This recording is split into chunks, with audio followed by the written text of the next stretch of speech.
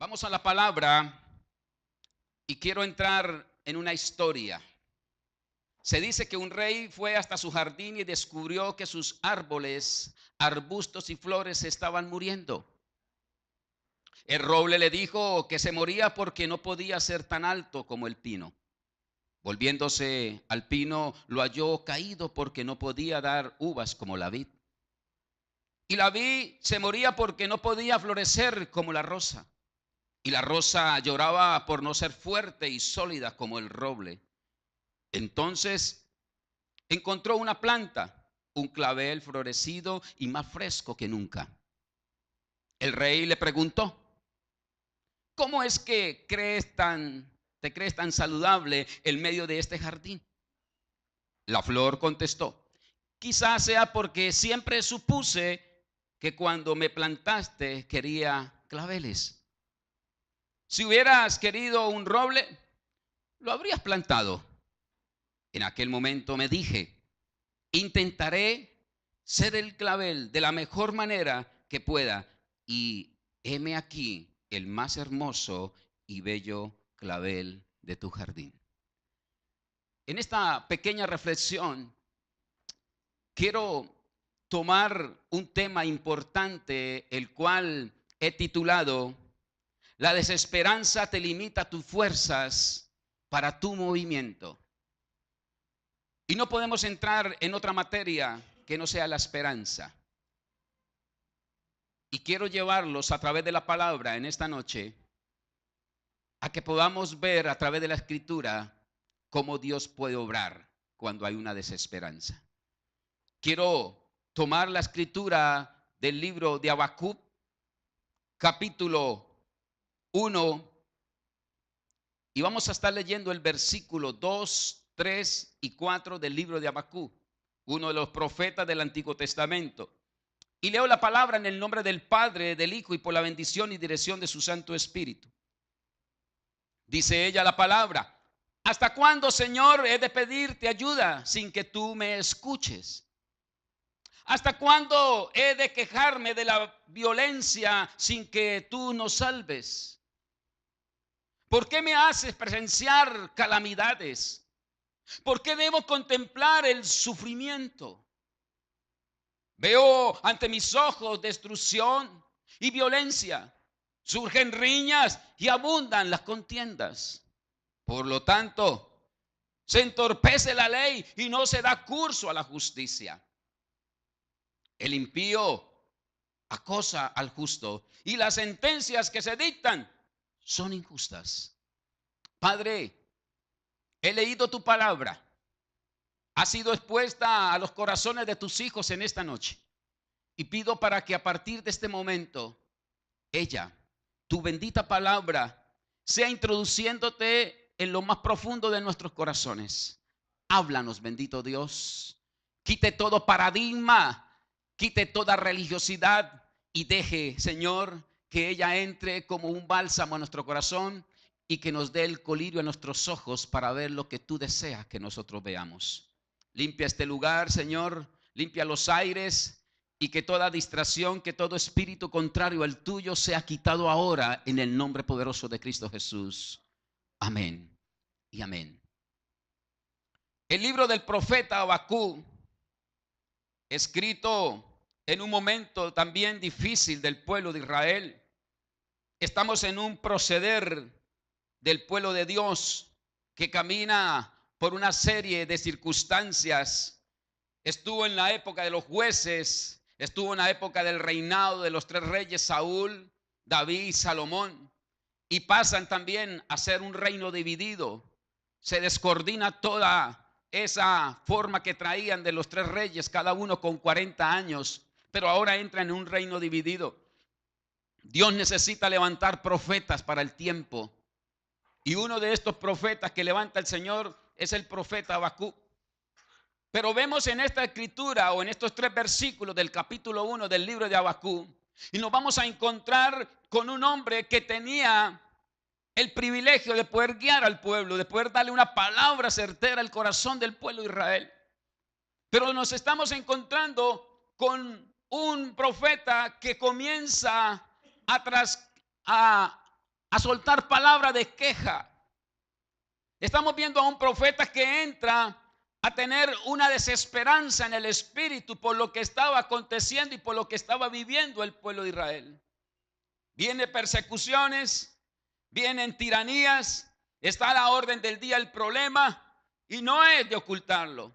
Estaban en la persecución los caldeos en su momento y era objetivo número uno el pueblo de Israel. El que un día tuvo poder, el que un día fue gobernado por reyes, ahora está dividido. Ahora el problema es latente para el pueblo. Pero Dios necesita dar palabra del Espíritu a los profetas. Y en este momento le está dando una dirección. Lo va a llevar a que no se pierda la visión. Pero vemos que el profeta entra en esta anomalía de soltar palabras de queja. Y dice el versículo que acabamos de leer: ¿hasta cuándo, Señor, he de pedirte ayuda sin que tú me escuches? ¿Hasta cuándo he de quejarme de la violencia sin que tú nos salves? ¡Wow! Tremendo. Estaba el profeta a punto de entrar en una desesperanza en el espíritu. Y no puede entrar esa dinámica en tu corazón y en mi corazón como siervos de Dios, como hijos de Dios. Pero el profeta está lanzando palabras aún con preguntas. Y hoy tu vida y mi vida de pronto no está en el mejor stock.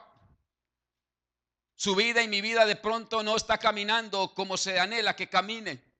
De pronto su vida y mi vida está como esta historia, perseguida, en riñas, en contiendas, en violencia, en destrucción, como está diciendo el profeta. Y no es mentira de pronto. Vemos cómo está nuestra frontera. Hemos estado intercediendo, clamando por un avivamiento, por un renovar en el pueblo de Venezuela. Y sabemos cómo es la historia de Venezuela hoy, porque no es de ocultar. Y vemos que está en esta situación que posiblemente también estuvo el pueblo de Israel. Pero Dios estaba dando una palabra, Dios estaba direccionando por los profetas. Y hoy tú en tu casa, en tu barrio, en su salón de clase, joven, en el trabajo que Dios te ha colocado, tú eres el profeta para este tiempo. Y tu palabra tiene que ser diferente. No puedes dejar que la desesperanza entre en tu corazón porque te aniquila la esperanza que Dios te quiere dar. Y vemos a través de esta historia que eso estaba sucediendo. Y esa palabra desesperanza que quise titular hoy la enseñanza, dice que es una actitud o un estado anímico en el cual la persona puede hallarse deprimida a causa de haber perdido la posibilidad de lograr algo. Y la pregunta aquí es: ¿cómo está tu estado anímico hoy? ¿Qué estás creyendo hoy de ti mismo? ¿Qué estás creyendo hoy de tu vida? ¿Qué estás creyendo hoy de tu casa? ¿Qué estás creyendo hoy de tus hijos? ¿Qué estás creyendo hoy de tu entorno? Importante que tu vida hoy se cimiente y puedas decir: yo estoy creyendo esto y mi actitud es esto. Pero vemos a través de la historia que estoy dejando plasmada en tu corazón, estamos viendo a un profeta en la queja. Vemos un profeta en la desesperanza. Y muchas veces vamos a estar nosotros en esta línea. Y por eso la definición de esta palabra dice que es una actitud, un estado anímico en el cual la persona puede hallarse deprimida a causa de haber perdido la posibilidad de lograr algo. De pronto no has logrado los objetivos que te trazaste en los años que has vivido. De pronto estamos terminando el segundo mes del año 19 y tú dices: wow, no conseguí lo de enero, no conseguí lo de febrero. Y de pronto vas el enemigo a querer colocar desesperanza en tu corazón y en tu espíritu. Pero tú tienes que mantenerse en la brecha de que tú tienes una promesa, así como lo hizo con la hermana Blanca y su hijo. Y esa desesperanza no puede entrar a aniquilar la esperanza que Dios ha dicho de ti. Amada iglesia del Señor, en otras palabras, la desesperanza es un estado mental en el que uno cree que no hay esperanza. Llega tanto el susurro al oído a creer que no hay esperanza de aquello que un día se me prometió, de aquello que un día se me dijo, de aquello que un día la palabra a través del profeta, a través de ella la palabra se me dijo. Y dejamos albergar ese gusanito en el oído que me dice que no puedes lograrlo. Y automáticamente va a entrar la desesperanza que aniquila la esperanza de Dios. La desesperanza deshonra a Dios. La desesperanza desagrada a Dios. Y la historia de Moisés con su pueblo lo narra en el libro de Números, por favor, capítulo 11, versículo 10. Y nos lo dice de esta forma. Es un pasaje corto, pero quiero ilustrarlo con algunas palabras. Y dice la escritura: y oyó Moisés al pueblo que lloraba por sus familias, cada uno a la puerta de su tienda. Y la ira de Jehová, ojo, la ira de Jehová se encendió en gran manera, también le pareció mal a Moisés. Parafraseando estas palabras del texto, yéndome un poco al contexto del texto, la historia me está narrando que Dios permitió que el pueblo de Israel saliera de Egipto a la tierra prometida de Canaán. Tierra que fluía leche y miel, tierra que tenía una promesa. Yo no sé de a dónde te sacó Dios. Yo no sé de qué Egipto te sacó Dios. Yo sé que Dios me sacó a mí de un Egipto que estaba lleno de lodo cenagoso, y me sacó para una promesa que hasta hoy, hasta el día de hoy, la mantiene conmigo y con mi generación. Pero ¿qué pasó con este pueblo que está narrando aquí Moisés? Un pueblo que aprendió a caminar con la nube para no quemarse en el desierto. Un pueblo que aprendió a calentarse con la columna de fuego que se levantaba a medianoche en el desierto, que de por sí es muy frío el desierto en la noche. Un pueblo que aprendió a comer maná sin tener que sudar la gota, y aprendió a comer el maná que caía. Un pueblo que aprendió a caminar sin que sintiera que sus zapatos se desgastaban, si su ropa se desgastaba. ¿Qué estaba viendo el pueblo de Dios en ese momento caminando a la tierra prometida? Estaba viendo una esperanza de una tierra que fluía leche y miel, y que Dios se la iba a entregar en el tiempo, pero que había que atravesar el desierto. Tu vida y mi vida de pronto está en esa misma tónica. Estamos saliendo de un Egipto. Estamos saliendo a caminar a una tierra que está prometida allá. Pero tenemos que pasar el desierto. ¿Cuál? Yo no sé cuál es el suyo. Yo conozco el mío. Pero este pueblo que está aquí narrando, el escritor, está diciendo que comenzó a murmurar, que comenzó a criticar, que comenzó a decir: ¿por qué no nos llevan a Egipto y nos dan mejor allá pepino? ¿Por qué no nos llevan a comer cebolla allá? ¿Por qué no nos llevan a quemar pescado? Era mejor allá que este desierto. Y comienza a entrar en el pueblo de Dios la desesperanza. Comienza a entrar en el pueblo el Dios, el temor, el miedo. Porque estaban caminando en el desierto. Y el desierto no es fácil caminarlo. Pero si está el dueño de la esperanza, es totalmente apto para que tú lo camines. Y vemos a través de esta historia eso, que el pueblo comenzó a deshonrarlo. Y cuando tú deshonras a Dios, cuando tú dejas entrar la desesperanza a tu cuerpo, a tu alma, a tu espíritu, y le hace un hábitat a ella y saca la esperanza, está deshonrando al mismo Dios, dueño de la esperanza. En pocas palabras, tú le estás diciendo: esa promesa yo no la creo. Esa promesa no ha hecho mella en mi vida. Yo no he visto nada. Blanca pudo haber desistido hace unos años atrás. ¿Cuántos años tiene Blanca de ser cristiana? 18 años. Y después de 18 años ve la obra maestra en su hijo. 18 años para ver partir a su hijo a una nación grande. 18 años donde se arrodilló y clamó. ¿Y cuántos desiertos pasó? Muchísimos. Pero ella entendió que Dios la estaba sacando a una tierra prometida, y no solo a ella, sino a su generación. Mis amados, con esta actitud estamos diciendo que Él no cumple las promesas. Con la actitud de las esperanzas, y la dejamos albergar en nuestro corazón, en nuestra mente y en todo nuestro ser, estamos diciendo: tú no eres capaz, Dios. ¿Y qué dice el libro de Números capítulo 23, versículo 19? Ahí Dios nos habla y es muy concreto. Y dice: Dios no es hombre para que mienta, ni hijo de hombre para que se arrepienta. Él dijo y no hará, y no lo ejecutará. Dios dijo y Dios lo cumple. Pero no puede dejar que la esperanza que está en tu espíritu abandone el hábitat que Dios te dio. Y la desesperanza nos puede traer muchas cosas negativas. La desesperanza es el último instante. Este animalito de la desesperanza significa, cuando lo dejamos albergar en nuestro corazón, significa que tú y yo perdimos la fe. Cuando tú entras en esto, en el desespero, el no soy capaz, no puedo, se me vino todo encima, ahí estás entrando en una desesperanza. Y esta desesperanza significa que estás al punto de perder la fe. Amada iglesia del Señor, y los que han caído en desesperanza, muchas veces terminan colocando la mirada en lo que tienen al lado. Una persona que cae en la desesperanza no puede mirar al consumador de la fe, porque perdió ¿qué? La fe. Y estamos encontrando con una iglesia que está perdiendo la esperanza. Y estamos encontrando con un liderazgo que está entrando en la zozobra de la desesperanza. Pero déjeme decirte algo. La esperanza está en Cristo Jesús.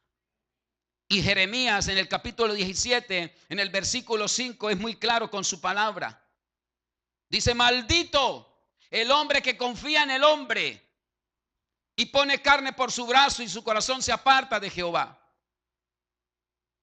Cuando el hombre pierde la fe, cuando el hombre pierde la esperanza de lo que Dios ha prometido, entra esa desesperanza en su corazón. Y automáticamente lo que esté a su lado, todo lo que esté en su entorno, las personas, el sistema, todo lo que esté, eso es su Dios. ¿Y qué está diciendo la palabra del profeta Jeremías? Maldito el hombre que confía en el hombre, porque tu esperanza no está en el hombre. La esperanza tuya no está en la mujer. La esperanza tuya no está en el gobierno. La esperanza tuya no está en el sistema económico. La esperanza tuya está en Cristo Jesús. Venezuela no tiene la esperanza en un gobierno. Venezuela no tiene la ayuda en una ayuda humanitaria. Venezuela no tiene la esperanza en lo que podamos hacer como países vecinos. Venezuela tiene la esperanza es en Cristo Jesús. Y cuando Venezuela vuelva a la senda antigua, habrá libertad en el espíritu, habrá libertad en una nación, habrá libertad en un pueblo, y Venezuela será otra, porque la esperanza mientras esté en el mundo se pierde. Y tu vida y mi vida y tu esperanza y mi esperanza solamente tiene que estar en el consumador de la fe, que se llama ¿quién? Cristo Jesús. Dale un fuerte aplauso al Rey de Gloria, al que vive.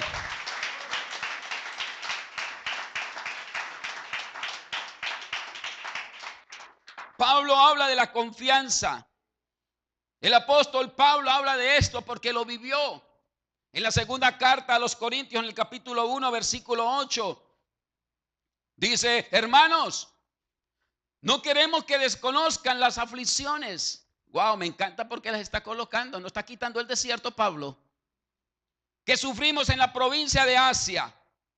Estamos tan agobiados bajo tanta presión que hasta perdimos la esperanza de salir con vida. Ojo con esta narración de Pablo. No está hablando cualquier escritor. Está hablando uno de los escritores del Nuevo Testamento, el que escribió la mayor parte del Nuevo Testamento, Pablo, el apóstol. Ahora Pablo está contando su historia y está diciendo que tuvieron aflicciones, fueron agobiados en la provincia de Asia. Algo parecido a la frontera hoy, algo parecido con tu vida y mi vida. De pronto estás en ese momento de tribulación como Pablo lo estuvo en ese momento del caminar. Pero ¿qué dice en el versículo 9 la historia bíblica? Nos sentíamos como sentenciados a muerte. ¿Se has dicho usted alguna vez eso? Pero eso sucedió ¿para qué? ¿Para qué? Dice la palabra. Para que no confiáramos en nosotros mismos, sino en Dios que resucita a los muertos. Pablo tenía la confianza, era en aquel que había resucitado entre los muertos. Y tu vida y mi vida hoy tiene que estar confiada es en aquel que resucitó y está sentado a la diestra del Padre. Pero el versículo 10 continúa hablando sobre este tema. Él nos libró y nos librará de tal peligro de muerte. En Él tenemos puesta ¿qué? Nuestra esperanza, y Él seguirá librándonos aquí, allá y en todo momento, porque la esperanza estás en Cristo y no estás en el hombre, no está en tu conocimiento, no está en tu intelecto, mi amado, no está en tu economía, no está en lo que está fluctuando a tu alrededor. La esperanza estás en Cristo Jesús. Está hablando el apóstol de apóstoles, Pablo, un hombre que fue afligido, un hombre que fue encarcelado, un joven, un apóstol que fue injuriado por el imperio romano, que era su fuerte atrás. Ahora está en un momento difícil, pero él está hablando que la esperanza está en el Señor. Y para que esa esperanza esté segura, ¿qué nos dice la Escritura? Acerquémonos, acerquémonos. De pronto, si tu vida hoy está pasando en una desesperanza, yo te pido en el nombre de Cristo Jesús, acércate al trono de la gracia. Hebreos capítulo 4, en el versículo 16 nos habla la Escritura referente a esto. Y dice la palabra: así que acerquémonos confiadamente al trono de la gracia. ¿Para qué? Para recibir misericordia. ¿Y qué dice? Y hallar la gracia que nos ayude en el momento que más le necesitemos. Colócame la Reina Valera, por favor. Yo hago aquí dos preguntas y quiero que me ayude a predicar. Acerquémonos pues confiadamente al trono de la gracia. Si somos hijos de Dios, si somos familia de la fe, si hemos sido redimidos por la sangre de Cristo, y somos personas que estamos en una esperanza férrea y no damos el brazo a torcer, pregunto, ¿por qué no nos podemos acercar confiadamente? ¿Por qué nos cuesta creerle a Dios? Es una pregunta que te dejo hoy para que la desarrolle en el corazón y que sea el Espíritu de Dios contestándote.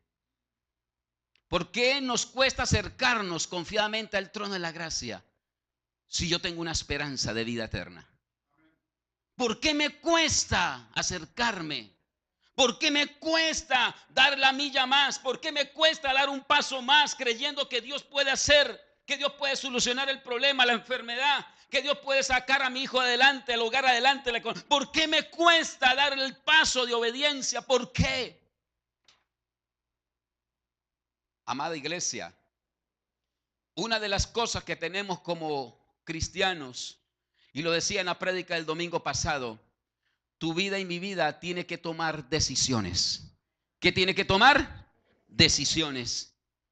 Y muchas de las decisiones que hoy has tomado en tu vida, a la edad que tienes, son decisiones que no están bajo la custodia de la voluntad de Cristo Jesús. Y cuando no tomamos decisiones en Cristo, la vida se vuelve nefasta, la vida se vuelve oscura, la vida se vuelve en ese nivel de desesperanza. Por eso es importante que tu vida y mi vida esté bajo el rigor de la voluntad de Dios. Porque la decisión que tú vas a tomar a partir de hoy tiene que estar sustentada en una esperanza que es en Cristo Jesús. Pero cuando yo no obedezco la voluntad de Dios, las decisiones que voy a tomar son decisiones de mundo. Son decisiones en la mente carnal del hombre. Y por eso cuando yo necesito que aquel problema, aquella necesidad que hubo por la decisión que tomé, no tengo cara con qué, no tengo cómo ir al socorro oportuno, no tengo cómo acercarme confiadamente al trono de la gracia, porque lo que tú has hecho hasta el día de hoy, lo que tú has pensado, lo que tú has diseñado en tus manos, de pronto no está en la voluntad de Dios y te da pena y te da vergüenza llegar delante del Señor. Pero la palabra me está diciendo, acerquémonos pues confiadamente al trono de la gracia. Y les decía el domingo pasado, las decisiones que se toman en obediencia son bendiciones. Ese fue el título del domingo pasado. Las decisiones en obediencia son bendiciones. Quiere decir que si su vida está enmarcado en una esperanza en Cristo y toma una decisión en obediencia, pastor, pero me fue mal. ¿Y a quién te dijo que te va mal? El problema es que tiene que pasar el proceso. Pero aún en el proceso Dios te va a glorificar, porque tu decisión en obediencia a Cristo, aún esté en el desierto, Dios te está colocando una impronta de garantía que tú sales del desierto. No hay desierto que te pueda afligir cuando llevas la garantía y la impronta de la voluntad de Dios. No hay desierto que te pueda aniquilar. No hay escorpión que te pueda morder, ni culebra que te pueda enrollar, ni sol incandescente que pueda liquidarte en el desierto. Cuando tú llevas la impronta del reino de Dios, cuando usted sabe que vas a atravesar un desierto en la esperanza de aquel que lo llamó, no hay muerte. Solamente el desierto que hoy se les puede estar abriendo en tu vida es un desierto para familiarizarlo en la fe que estás perdiendo. Es para llevarlo a que tenga una esperanza contra esperanza. Es para quitarle esa desesperanza que estás teniendo. Es fácil recibir esperanza en medio de un valle. Es fácil recibir esperanza cuando todo marcha bien. Pero qué tan difícil es mantener una esperanza en el momento del desierto. La misma palabra dice en el Salmo 23, versículo 4. ¿Qué dice la palabra en el Salmo 23? Tú lo conoces de memoria. ¿Qué dice? Ayúdame a predicar. Aunque ande en valle de sombra y de muerte, no temeré mal alguno. No temeré. Y tu vida hoy no puede estar en el temor.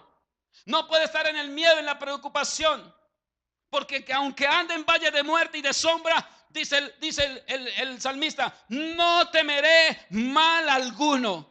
Porque yo tengo una impronta de esperanza. Yo tengo una impronta de que sí se puede. Yo tengo una impronta de que voy a llegar al otro lado del desierto. No me importa cuán intenso sea el desierto. No me importa cuánta grande se levante la muralla. No me importa cuánta la tempestad se crezca. Porque Dios me ha hecho libre y me va a llevar a un valle de esperanza. Si el desierto hoy está alto, déjame decirte que lo que quiere el Señor es graduarte de una esperanza en fe. No le dé temor al desierto que está viviendo. Pídele al Señor que le dé esperanza de poder sobrepasarlo y llevarlo a la otra orilla. Y yo sé que el Señor lo va a hacer. Por eso tu vida y mi vida hoy tiene que acercarse al trono de la gracia. Déjase manejar por el Señor. Acerquémonos al trono de la gracia, porque ahí es donde vas a pedir el socorro oportuno. Muchos no pueden entrar a ese lugar. Muchos no pueden entrar a ese. Nadie que esté haciendo lo contrario a la voluntad de Dios se podrá acercar, porque la conciencia va a acusar. Qué tan importante es que tu vida y mi vida esté enmarcada, esté rotulada por la voluntad de Dios, porque la voluntad de Dios te trae esa esperanza. Y si la esperanza está, yo vendré, yo me acercaré las veces que quiera al trono de la gracia para que Él me dé el oportuno socorro. Ese es el Dios que tenemos y ese es el Dios que predicamos hoy. No es otra cosa, mis amados. Debemos estar muy atentos a este sentimiento que estoy hablando en esta noche, la desesperanza. Es muy peligroso y traicionero, porque sin darnos cuenta, esta desesperanza, la cual estoy predicando, destruye varias cosas en nuestra vida y nos da una visión negativa de lo que es la soberanía de Dios. Y quiero hablar rápidamente de algunos aspectos que te pueden dañar la desesperanza. Primer aspecto que te daña la desesperanza. ¿Te va a dañar qué? Tu fe. El versículo 2 del capítulo 1 de Habacuc nos narra la historia que ya la leímos, pero vuelvo a traer la memoria. Y nótese que aquí el escritor dice: ¿hasta cuándo, Señor, he de pedirte ayuda sin que tú me escuches? ¿Hasta cuándo he de quejarme de la violencia sin que tú nos salves? Hace dos preguntas concretas. Hace dos preguntas en una desesperanza de que no se va a poder lograr, de que lo que está viendo no es. Y vuelvo y repito, de pronto lo que está viendo no es. Pero no lo está viendo con una óptica 100% carnal. Y ojo, Dios no mira lo que tú miras. Dios mira en un estado espiritual. Si tu vida comienza a caminar en un estado natural, pierdes. Tú estás diseñado para mirar lo sobrenatural en Cristo. Y cuando tú miras lo sobrenatural, no importa cuán grande sea el desierto. No va a importar cuánto sea el problema que estás viviendo. Hoy hay un problema latente en la frontera y lo estamos viendo todos. Creo que ya todos quedamos conocedores del tema de la frontera. ¿Y qué nos dice el problema? ¿Qué nos dice que hay ahí? Problema es lo que hay. Pero yo no puedo perder la fe que hay un país que va a ser libre en el nombre de Jesús. Yo no puedo perder la fe que hay una frontera que se abre. Ha sido la mejor frontera del mundo. La colombo-venezolana ha sido una de las mejores fronteras, más transitadas, más comercializadas. Sí, la hemos tenido cerrada por un poco de tiempo, pero hoy el Señor está abriendo puertas en el mundo espiritual y tú no puedes perder la fe. Y vemos a través de esta palabra del profeta Habacuc cómo estaba quejándose, estaba entrando en la desesperanza y eso lo estaba llevando a perder la fe de lo que Dios estaba hablando. Muchas veces vas a tener que vaciarse de lo que está lleno por dentro, de lo que no te produce fe. Tienes que vaciarse y ser llenado de aquello de lo que estás vacío. ¿De qué? De fe. Vas a tener que sacar aquel poco de mugre que tienes dentro que te está llevando la fe como agua entre los dedos. Y vas a tener que pararse una vez más a decirle: Señor, lléname y fortalézcame de la fe viva que da tu espíritu. Hebreos en el capítulo 11, versículo 1, texto muy conocido en Reina Valera, nos habla de ¿qué? De la fe. ¿Y qué dice allí? Que la fe, ¿qué es? La certeza de lo que se espera y de la convicción de lo que no, ¿qué? Pregunto, ¿qué es certeza? ¿Qué es certeza? Ayúdame a predicar en esta noche. ¿Seguro de algo? Y yo hago la pregunta: ¿usted está seguro de algo hoy? ¿Está seguro de su casa? ¿Está seguro de su economía? ¿Está seguro de sus hijos? ¿Está seguro de su hogar? ¿Está seguro o está dudando? Aquí me está hablando de fe el escritor y me está diciendo que la fe es la certeza de lo que se espera. Y si estamos dándole un significado a la palabra certeza sin ir al diccionario, ustedes mismos me están diciendo que es algo seguro. Es estar seguro de algo. Y usted, yo sé que hoy usted está seguro de algo. ¿De qué? De una promesa que te dieron y usted está seguro y está trabajando sobre eso. Pero nos estamos encontrando con personas dentro de la iglesia que no están seguros de algo.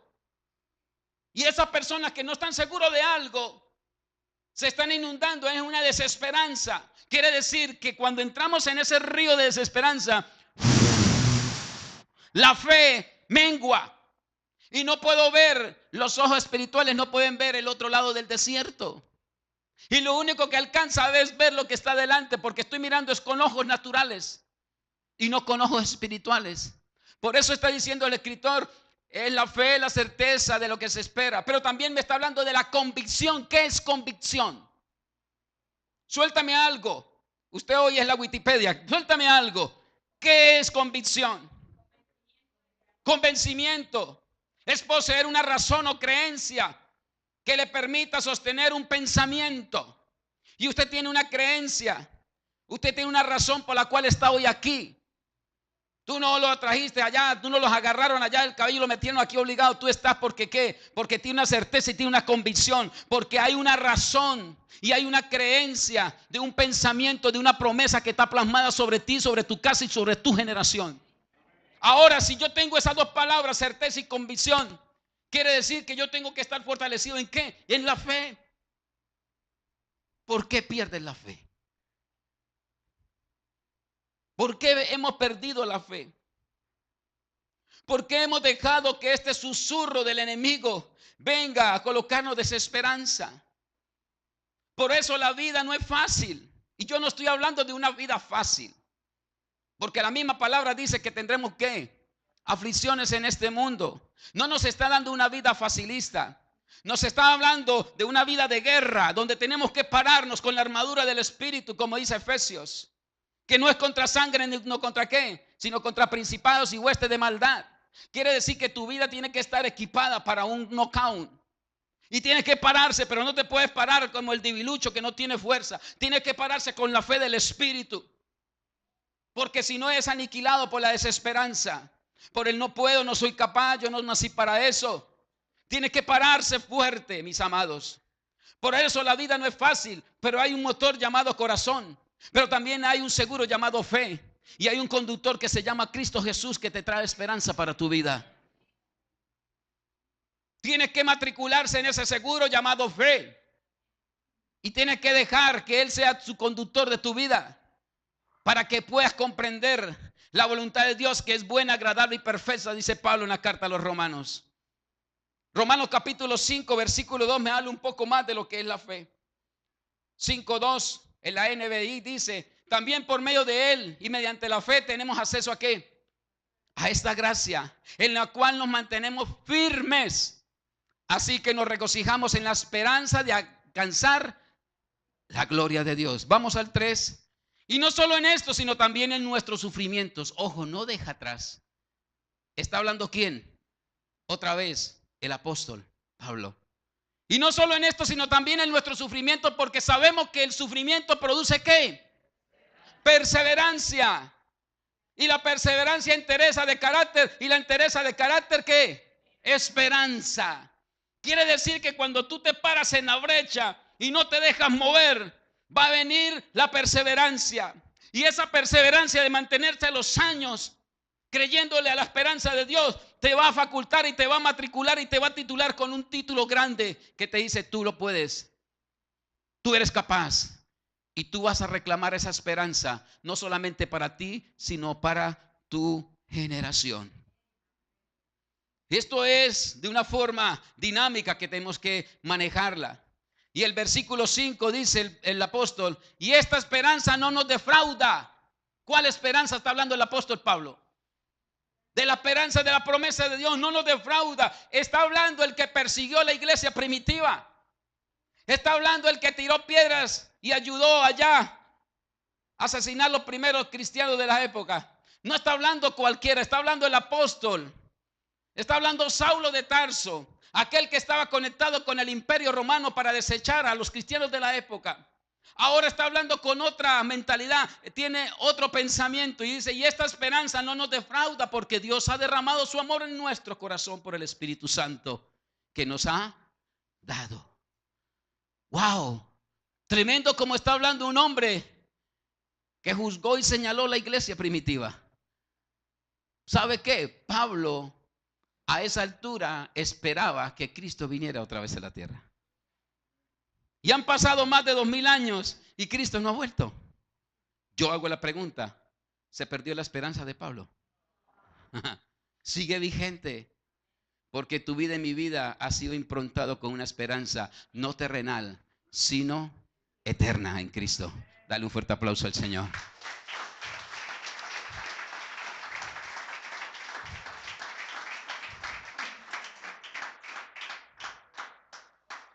Segundo aspecto que daña la desesperanza: la visión. Versículo 3. ¿Por qué me hace presenciar calamidades? Vuelve a hablar el profeta Habacuc. ¿Por qué debo contemplar el sufrimiento? Veo ante mis ojos destrucción y violencia. Surgen riñas y abundan las contiendas. Ojo con el lenguaje del profeta. Un lenguaje de muerte. Un lenguaje de desesperanza.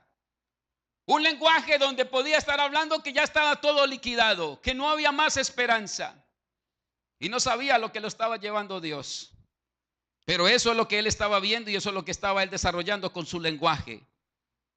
Y cuando dejamos entrar a esa desesperanza que está hablando allí, se comienza a perder la visión. Ya venimos de una desaveniencia, ya venimos de un desgano de la fe. Ahora pasamos a un segundo daño que nos hace la desesperanza, que es perder ¿qué? La visión. Mira, mis amados, yo no estoy diciendo que no hay nada que está sucediendo en la frontera. Es muy palpable lo que estamos observando. Ayer estuve sobre las 4 de la tarde en la frontera, cerca de la frontera. Tenía que hacer una diligencia y vi cómo bajaban las ambulancias de la Cruz Roja, de la Defensa Civil con heridos. Y eso era un tráfico tremendo ayer sobre las 4 de la tarde. Voló toda la tarde el helicóptero casi que pegado a tierra. Y podía ver que una desesperanza. Yo con mis ojos ayer a las 4 de la tarde pude ver lo que el profeta estaba hablando en el momento de Israel. ¿Qué estaba viendo el profeta? Violencia. ¿Qué estaba viendo el profeta? Destrucción. ¿Qué estaba viendo el profeta? Riñas. ¿Qué estaba viendo el profeta? Contiendas. Eso es lo que me está describiendo el texto de Habacuc. Y eso es lo que estaba viendo. Y si yo me voy a lo que yo vi ayer en la frontera, era eso. Pero yo comencé a verlo con mi ojo, con mi óptica espiritual. Yo no lo estaba viendo con los ojos de Erasmo, yo lo estaba viendo con los ojos del buen pastor que da la vida por las ovejas. Y yo estaba viendo que Colombia y Venezuela volvían a entrelazarse en un lazo familiar. Yo estaba viendo que ese río de carros que había en la otra época para pasar la venta de bolívares, el trueque, tome, lleve, se va a volver a activar. Yo estaba viendo lo que el mundo no puede ver, porque tu mirada cuando hay esperanza tiene que ver lo que otros no ven. Tú tienes que llamar las cosas que no son como si fuesen, porque eso te va a traer esperanza para tu vida, amada iglesia. Y yo me paraba y miraba cómo pasaba la la turba. Cómo pasaba el momento difícil, el puente humeaba. Ese carro prendido allí. Eso estaba viendo mis ojos naturales ayer. Lo pude percibir. Y ustedes lo pudieron ver a través de las noticias. Mujeres ensangrentadas. Comandantes militares del otro lado entregándose. Cosa horrible se estaba viendo. Quiere decir que yo estaba viendo lo que el profeta estaba viendo en ese momento de la historia de Israel. Eran dos copias idénticas. Pero la idea, la diferencia era que yo lo estaba viendo con una óptica de esperanza. Y tú tienes que mirar tu casa con una óptica de esperanza. Tú tienes que mirar a tus hijos con una óptica de esperanza. Tú tienes que mirar tu economía con una óptica de esperanza. Tú tienes que mirar tu futuro con una óptica de esperanza. Porque si tú dejas de entrar la desesperanza, te aniquila y te mata y te daña la fe y te pierde la visión de lo que Dios te está hablando.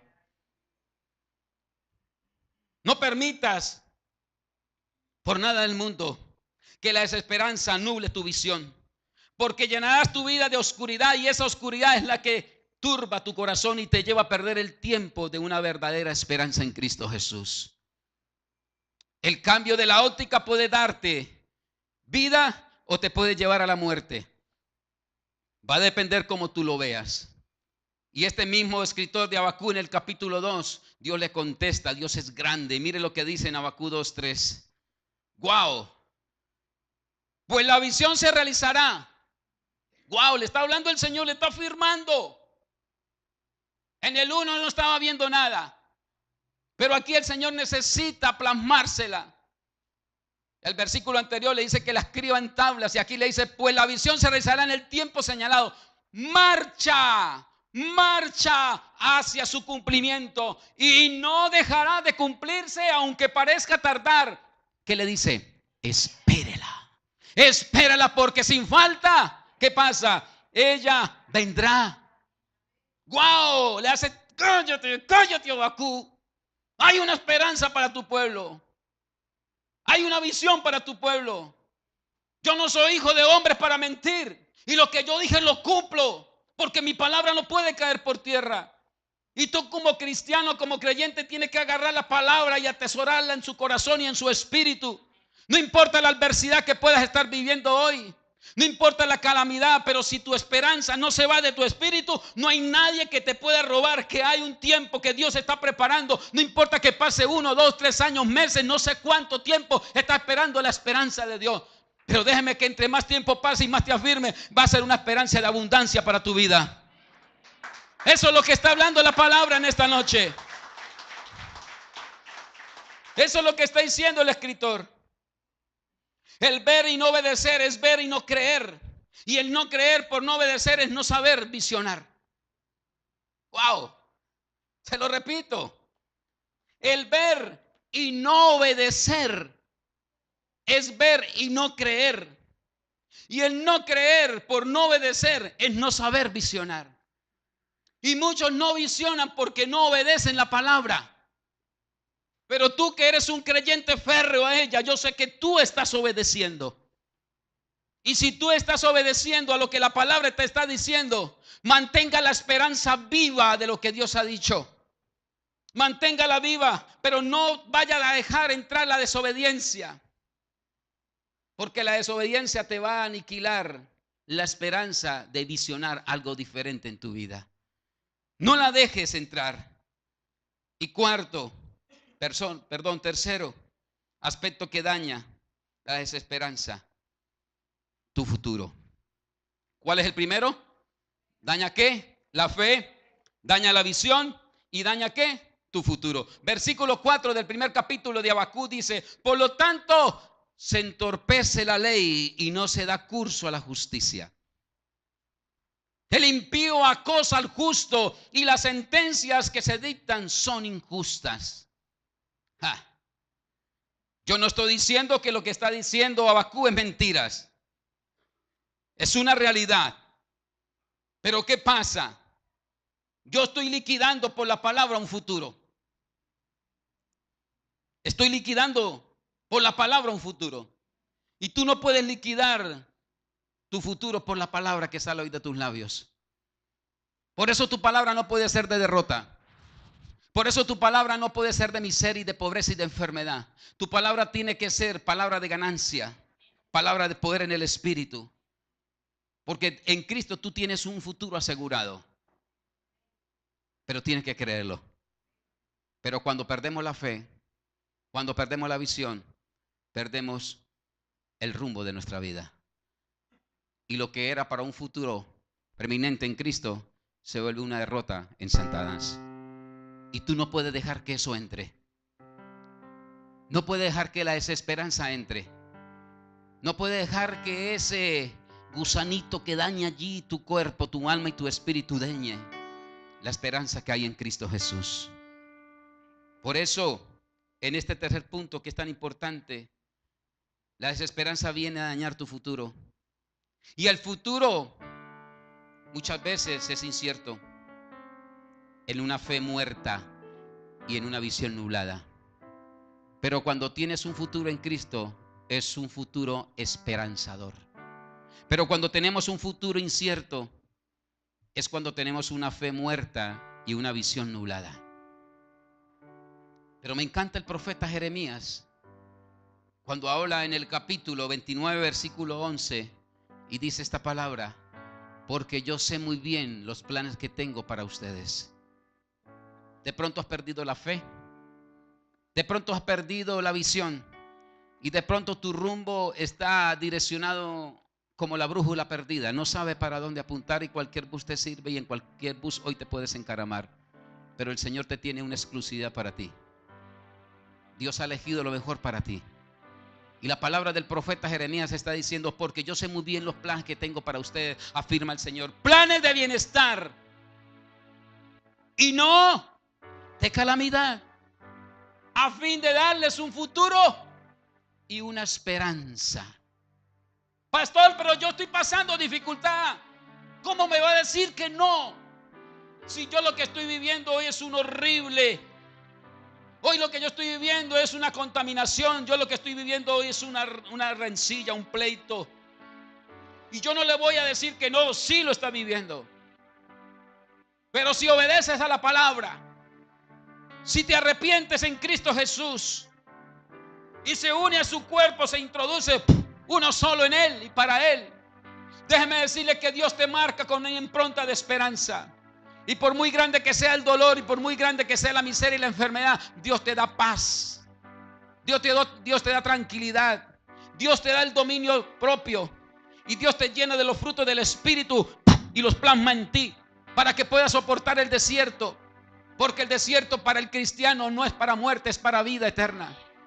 El desierto para ti y para mí en Cristo es para matricularnos y titularnos con el rótulo de la fe, de una visión diferente y de un futuro mejor para tu vida y para mi vida. No te aflijas, no mengues, avanza la milla más. Pero el hombre debe entender que la esperanza para el futuro muchas veces desaparece cuando la desesperanza vence en nuestra fe en el presente. Y muchas veces el presente no es de una esperanza, pero hemos dejado de desvanecer la fe. Hemos dejado de desvanecer la visión. Y hemos dejado de desvanecer una brújula oriental a un futuro mejor. Y cuando nos miramos, estamos escondidos en una desesperanza. Por eso Pablo en la segunda carta a los Corintios, en el capítulo 5, en el versículo 17, nos dice en esta palabra: por lo tanto, si alguno está en Cristo, ¿qué pasa? Es una nueva creación, es una nueva criatura, como dice la Reina Valera. Lo viejo ha pasado, ha llegado ya lo nuevo. ¿Por qué no podemos vivir lo nuevo, pastor, si la palabra lo dice? Porque están mirando todavía la desesperanza del pasado. Y tú no puedes mirar un pasado de desesperanza. Porque Dios ya te limpió, Dios ya te curó, Dios ya te restauró para que puedas vivir una esperanza nueva. Tú eres el nuevo, tú eres el restaurado, tú eres el regenerado por la sangre de Cristo para vivir una esperanza diferente. ¿Qué estás mirando atrás? El dolor y la miseria y la enfermedad que te trajo la desesperanza. Hoy el Señor te hace una nueva proyección de vida. Y está diciendo el apóstol Pablo: por lo tanto, si alguno está en Cristo, es una nueva creación. Lo viejo ha pasado y ha llegado ya lo nuevo. Lo nuevo está en tu pensamiento. Lo nuevo está en tus fuerzas. Lo nuevo está en lo que Dios está haciendo hace años atrás. Pero no pueden volver a mirar atrás. No puedes regresar, como dice el escritor, al vómito. Ya quedó atrás ese dolor. Ahora aún hay esperanza nueva. Venezuela está pasando un ciclo de renovación. Venezuela está pasando a un nuevo nivel de vida superior en Cristo. Pero hoy Venezuela no puede mirar más atrás.